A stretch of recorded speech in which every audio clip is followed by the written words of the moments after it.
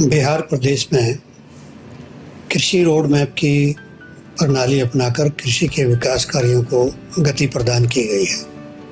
इसी क्रम में चतुर्थ कृषि रोड मैप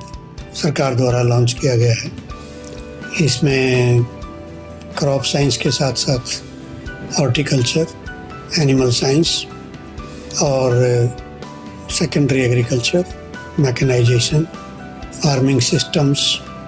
तथा वन हेल्थ जैसे नए विषयों को भी सम्मिलित किया गया है। बिहार पशु विज्ञान विश्वविद्यालय पटना ने अपनी भूमिका इसको बनाने में प्रदान किया है और नए कृषि रोड मैप के अंदर बहुत सारी गतिविधियां और नए कार्यक्रम हमारे विश्वविद्यालय को भी दिए गए। जो भी हम अनुसंधान करते हैं या वैज्ञानिक पद्धति से जो हम गुड प्रैक्टिसेस या package of improved practices develop करते हैं, उनको किसानों तक ले जाने के लिए एक विशेष अभियान चलाना आवश्यक हो जाता है। और इस चतुर्थ कृषि रोड मैप में ज्ञान वाहन के माध्यम से इस कार्य को करने के लिए एक अनूठी पहल की जा रही है। 4 ऐसे वाहन तैयार किए गए हैं जो डेडिकेटेड हैं प्रत्येक संगठन के लिए,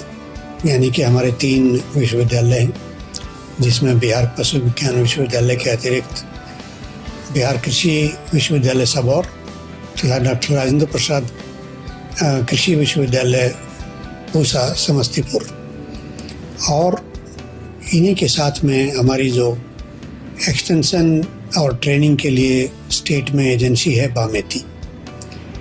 तो सबको एक एक वाहन इसमें डेडिकेट किया गया है और इस वाहन में जो सुविधाएं डायग्नोसिस के लिए चाहिए, ट्रीटमेंट के लिए चाहिए, उनसे ये सुसज्जित है। तो आप फील्ड में जा कर के अपने वीडियोस के माध्यम से, बड़ी स्क्रीन इसके ऊपर दिया गया है, तो इनसे आप अपनी जो डॉक्यूमेंट्रीज़ हैं, जो शॉर्ट वीडियोस हैं, उनसे जो नई नई तकनीकें हैं और संदेश हैं, वो किसान भाइयों तक, पशुपालकों तक ले जा सकते हैं। प्रदेश में जो कृषि की सकल आय है, उसका बहुत अहम हिस्सा लाइव स्टॉक सेक्टर की तरफ से कंट्रीब्यूट होता है, जिसको हम 40% के आसपास इस समय आंकते हैं और ये बढ़ता जा रहा है धीरे धीरे। जैसे जैसे हमारे इनकम बढ़ रही है, लिविंग स्टैंडर्ड बढ़ रहा है, लोगों की अपने फूड सिस्टम के बारे में जानकारियाँ बढ़ रही हैं, तो हाई क्वालिटी प्रोटीन और क्वालिटी फूड की डिमांड बढ़ रही है, जिसमें एनिमल फूड सबसे अहम स्थान रखता है। चाहे दूध हो, अंडा हो या मांस मछली हो, ये सभी न्यूट्रिएंट से भरपूर खाद्य पदार्थ हैं, भोजन हैं, और इनकी डिमांड लगातार तेज़ी से बढ़ रही है। मुझे खुशी है ये शेयर करते हुए कि पिछले 3 कृषि रोड मैप के माध्यम से हमारा प्रदेश मत्स्य उत्पादन में, ब्रायलर जो पोल्ट्री है उसके उत्पादन में और दूध के उत्पादन में काफ़ी बड़ी रिमार्केबल प्रोग्रेस अचीव करने में कामयाब रहा है। और इसमें हम लोग सेल्फ सफिशिएंसी को पार करते हुए आगे सरप्लस स्टेट बनने की तरफ देख रहे हैं कि कैसे हम इसमें और ज़्यादा इजाफा कर सकते हैं। तो बिहार पशु विज्ञान विश्वविद्यालय का अपना जो ज्ञान वाहन है, उसमें पशुओं की जांच के लिए, उनको आर्टिफिशियल इंसेमिनेशन करने के लिए,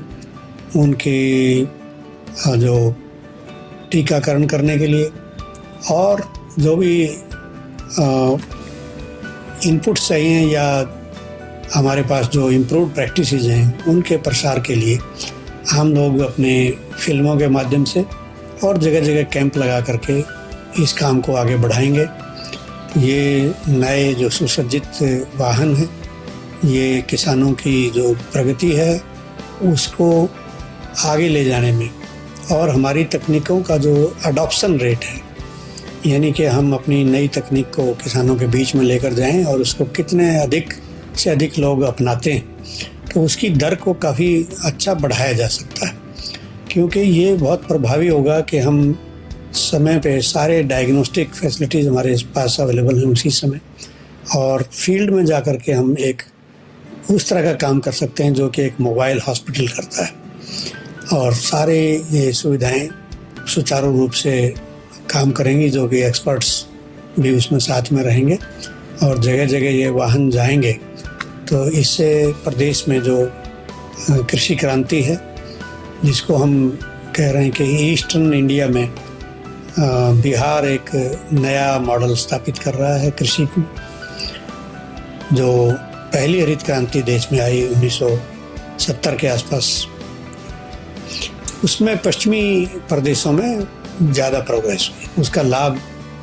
पंजाब, हरियाणा, वेस्टर्न यूपी, दूसरे स्टेट्स को मिला साथ में, जो कि हमारा ईस्टर्न पार्ट जो है उसको